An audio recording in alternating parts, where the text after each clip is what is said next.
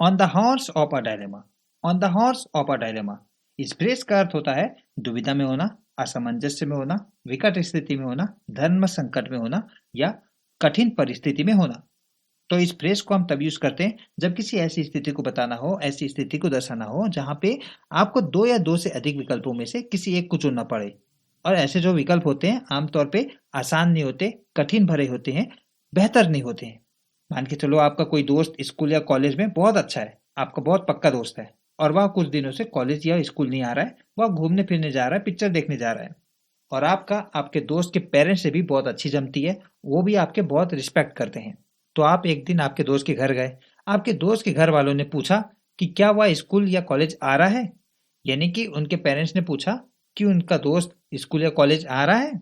तो आप इस समय on the horse of a dilemma में हैं, यानी कि आप ये नहीं समझ पा रहे हैं कि आप दोस्त की सच्चाई बताएं और उसे अपनी दुश्मनी मोल लें, या उनके पेरेंट्स से आप झूठ बोलें और उनके पेरेंट्स के सामने खुद को शर्मिंदा महसूस करें।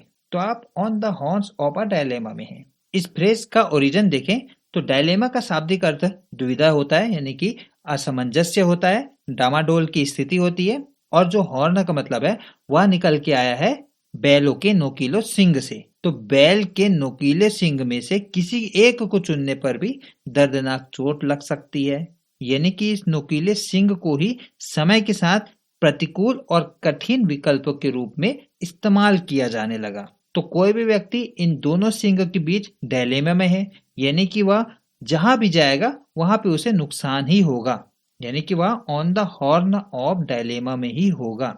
इसे एग्जांपल से और बेहतर समझते हैं। He is on the horns of a dilemma. If he leaves his job, he will lose money. If he stays, he will lose his peace. तो वह एक दुविधा में है, नौकरी छोड़ता है तो पैसा जाएगा और रहेगा तो शांति जाएगी, यानी कि वह दो विपरीत परिस्थिति में है। नौकरी भी नहीं छोड़ पा रहा है, शांति भी नहीं ले पा रहा है, क्योंकि उसे पैसे की भी जरूरत है और शांति की भी जरूरत है। He is on the horns of a dilemma. If he speaks the truth, he may lose his job.